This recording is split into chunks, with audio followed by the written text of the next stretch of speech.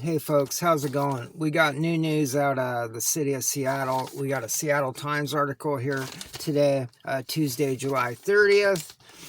So, DoorDash threatens new fees without Seattle action on wages. That's Seattle City Council action on the repeal of the pay-up bill. So, the credit goes to David Croman. He's a Seattle Times staff reporter, so we're going to go over this and give a couple thoughts. App-based delivery company DoorDash will add an additional $1.99 fee to food orders August 1st if the Seattle City Council does not overhaul the city's minimum wage for drivers, the company said Monday. So going over to the DoorDash website, you can look this up. And they say, DoorDash says, beginning on August 1st, we will start implementing an additional $1.99 fee on certain long distance orders. So they're not being real transparent. They're just saying certain long distance orders. So moving forward, DoorDash added fee would come on top. So this new $1.99 fee would go on top of a $4.99 charge on every order the company put into place earlier this year when Seattle's new minimum wage for each trip took effect in Seattle. So the $4.99 charge went on every order after the pay-up law went into effect, and this $1.99 on certain long-distance orders, but no real transparency. The threat comes as the council continues to sit on a bill passed through committee nearly 3 months ago that would rewrite the pay standards. So three months ago, it went through the committee that they were going to repeal the original bill that went into effect in January. That would rewrite the pay-up standard for delivery drivers with companies like DoorDash, as well as Instacart, Uber Eats, and Grubhub, lowering the guaranteed hourly rate. With a few members of the council deciding they will not allow a compromise to move forward, we will have to make a change.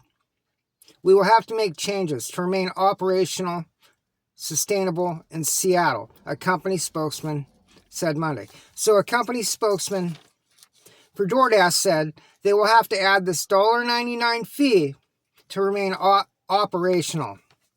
But moving forward here, the Seattle City Council took up a rewrite of the city's minimum wage for delivery drivers earlier this year, just weeks after it went into effect. Council President Sarah Nelson made it a priority after hearing from restaurants and drivers who said it was suppressing orders and earnings. So I've heard reports out of Seattle myself that there are less orders, but the earnings are up. So moving forward, what was supposed to be a quick process, Nelson hoped to have it passed by April. That's the repeal of the bill, to lower it. Turned into a protracted fight with intense pushback from labor advocates who helped pass the wage standard in the first place. So the labor advocates were pushing back on this repeal. Her bill, which would have lowered the hourly and mileage reimbursement rates while switching payment to a weekly basis, passed through the committee in early May. So it was passed through the committee, but the final vote has not went through because there's 2 or 3 that are stalling out. But it has stalled as council members remain divided on the right number. DoorDash is now here. This gets interesting.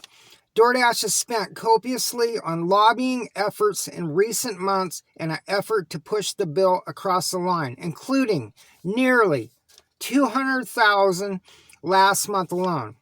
So they're saying they need to add a $1.99 fee on certain long distance orders, but spent $200,000 last month alone.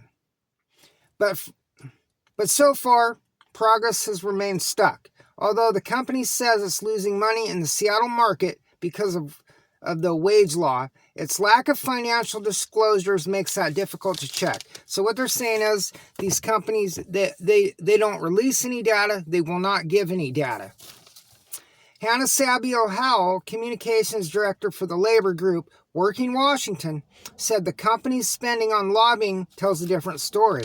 Yes, it does. 200,000 in the last month alone to fight this original pay-up bill and lobbying to repeal and push it through.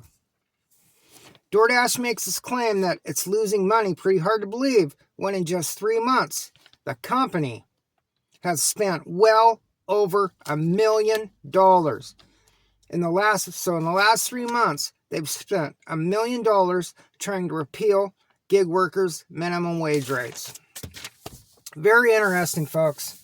So they want to put on this so when this bill went into effect in January, they put a $4.99 fee on the consumer on every order. And not only that, Uber Eats got busted for putting that fee on customers outside the intended area. And so they got in trouble for that. But so they want to add a $1.99 fee on top of the $4.99 fee because they say they're losing money, but they spent $200,000 last month and they spent millions. So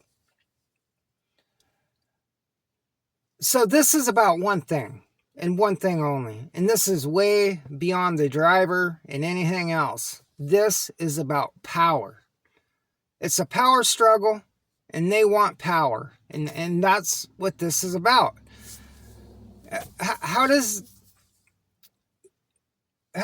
you think, there's markets that are struggling. There's markets probably that don't make sense, that the base pay has been lowered to $2. But these companies spend millions and millions of dollars to be powerful. So this is way beyond the driver, and that's going to do it, folks.